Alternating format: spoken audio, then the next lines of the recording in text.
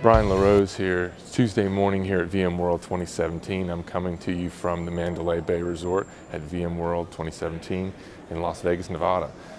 Day two, as you will, went really well yesterday. We had the hackathon last night, some great event there for our developers and the community members that attend.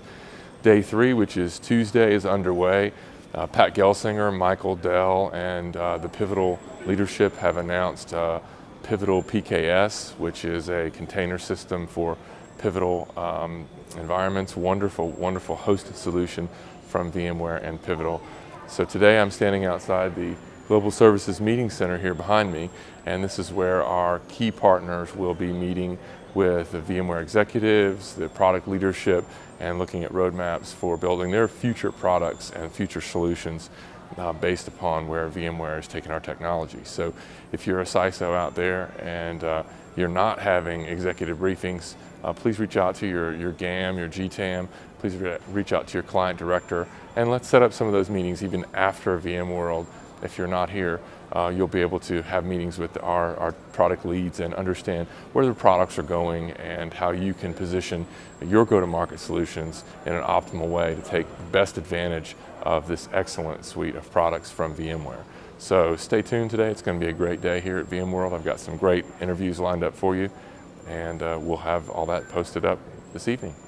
Welcome back. Brian LaRose here with the Partner Focus segment here from VMWORLD 2017. I'm joined by Ross Brown, SVP of Strategic Alliances. And Ross, thanks for joining us today here on Partner Focus. Thank you, Brian. Glad to be here. Appreciate you taking some time out of your schedule. First of all, I'd like to start off talking about the CISOs and their adoption of VVD and vCloud Foundation. And they're seeing that really as an instant data center. Yeah. So they can begin to then build their business value on top of it instead of the old days where they got tripped up on having to build out data centers before they could even get to the consulting. Or worse, doing brownfield data center rehab of old equipment, trying to figure out what you can keep and can't. Yeah, there's not a lot of money that. When you talk about the margin pools available to them and you look at how much money there is on infrastructure readiness for an application versus the business value modification and workflow customization, the profit pool sits on that side. So by using Cloud Foundation and taking VMware validated designs as a recipe, and eventually we'll get to actual constructs we can do that way, it lowers the cost to get it into production rapidly. I mean, because you're talking minutes to deploy into VM environments as opposed to months to deploy on traditional hardware. That is a time to value statement, and it gets them very quickly off the infrastructure and gets them quickly into the application where they make most of their money in a margin pool. Absolutely, yeah. Absolutely. Well, we're really excited, and I've spent a lot of time this week talking about SDDC and VCF and VVD with our partner community, so yeah. I know that we're getting a lot of excitement around that. Let's pivot a little bit and talk a little bit about cybersecurity. Yep. There was an exciting announcement yesterday, App Defense, yep. and the concept of discover, detect, and repair, respond. Right. So we really have cornered the market now in the security realm. We've got NSX, we've got encrypted vSAN, we've got the RSA access in the family, we've got App Defense. We really have SecureWorks. So we really have it all covered. How do you feel like our partners are going to leverage that and take advantage of this whole solution that we now bring? Well, it's really critical for partners to be involved in it because what we're really doing is creating a more secure IT architecture in the way it's constructed. But I'll use a metaphor to describe this, and it's a little bit of a tortured metaphor, but bear with me. You've heard the NSX analogy between the difference between a castle and a hotel, right? Every room has its own key, and only the owner of the key knows what's in that room because they have permission. Well, hotels still have security cameras. Absolutely. They still have smoke detectors. They still have all the things that say, we've designed it to be secure. However, if something goes wrong, we still see all those things. So app defense, microsegmentation, our ability to normalize and see what normal network traffic looks like, and when we see those aberrations, is a really secure architecture that then is complemented by our broad array of security partners who provide that intrusion prevention, endpoint malware protection, firewall capabilities, and whatnot at scale. Yeah. And we have a lot of CISOs out there that are watching that are in the federal space. Right. So are we going to target those CISOs with this offer, or you think there's going to be a very quick adoption from that community? Well, I don't think anything happens quick in the federal government, and that's the nature of procurement cycles and whatnot. But there's adoption of the design model, and then there's the monetization of the design model. I think the adoption of the design model happened rapidly across a lot of industries. I think you'll see the monetization occur much faster in high value targets like banking and stuff, where there's a tremendous amount of targeted attacks that are much easier to solve if you've got both a proactive app defense type network modeling, and you've got microsegmentation and identity and security and token two-factor authentications. You put that structure in place and complement it with the active defense things around IPS and anti-malware and whatnot, you've got a much more secure banking environment. Absolutely. So yes, Fed will take off for compliance and cybersecurity risk and whatnot, but I imagine you'll see the use case around financial protection be really, really quick. So I want to pivot again and talk a little bit about the management plane becoming mission critical. This is something in my time with VMware, we've really turned the corner on that in the last 12 months. Right. So prior to the last 12 months, the management plane could go up or down. It wasn't HA all the time, it wasn't always there, and people began to run their data centers and deal with the management plane when they could.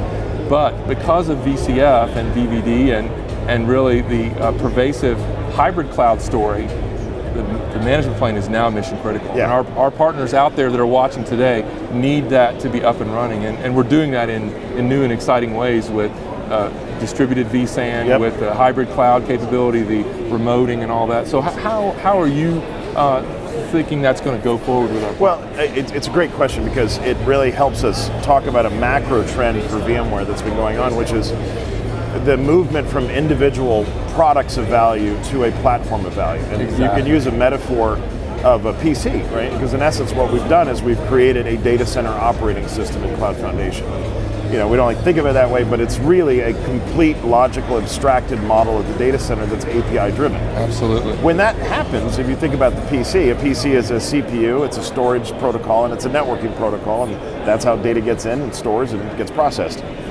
What makes a PC though in the operating system is how it manages all those resources in a coordinated way, how it manages the life cycle of those individual functions as operating systems go through updates and apps go through updates. Management is what in essence is the operating system of these individual discrete components at scale. So when you talk about 10,000 VMs and zettabytes and storage, and you start talking about 1,000 gigabit network backplanes that are all virtualized, all that's interesting hardware without the apps and the management control planes to drive it. So for us to operate at a platform, management becomes critical. And I'm so excited about where we are with the management plane. I've spent my time talking with our partners in your organization about that, and I think the story's getting through. So welcome back to VMware's Partner Focus. This is Brian LaRose. I'm joined by Setareh Mehrabanzad, who's an executive architect with the IBM Systems team. Setareh, thanks for joining us here on Partner Focus. I appreciate it. Thanks, Brian. How's the week going for you? How are you liking these announcements and the go-to-market? The week's been going great, actually. It's been really interesting hearing all the new announcements, especially with IBM security, and then the panel discussion that we had yesterday. That was good. Yeah, with the vRealize experts, and hearing clients and their use cases and the challenges that they asked us questions about. So it's been an interesting week, and just finished a session at the IBM booth talking about our newest proof of concept that we've added to the vRealize solution for Power NZ, which is a chatbot using IBM's Watson Conversation APIs from IBM Bluemix, and taking those API economies that we've developed in Bluemix via Node.js application, and then calling back out to VRA APIs, so it's an integration again. Nice. And then based on that, then provisioning via the chatbot to vSphere, Power, and Z. Outstanding.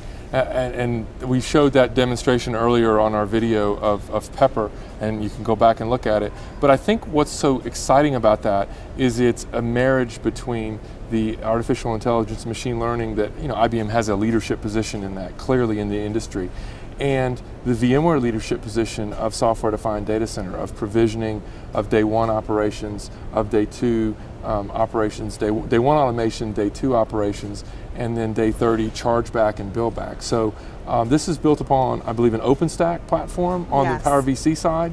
So it's really extending the management plane from the x86 systems out to all of those great IBM systems that are out there, Z, Power VC, iSystems, and x86, right? Yeah, so we're using OpenStack via Power VC on the Power Systems platform, so we can provision AIX and Linux on Power VM, and Linux on KVM on Power, and then we're using OpenStack on Z, on the ZVMLPAR, where we are using the cloud managed appliance that's actually installed and enabled on the ZVMLPAR, making it OpenStack enabled, so that we can use VRA via the OpenStack endpoint and provision a Linux guest on ZVM.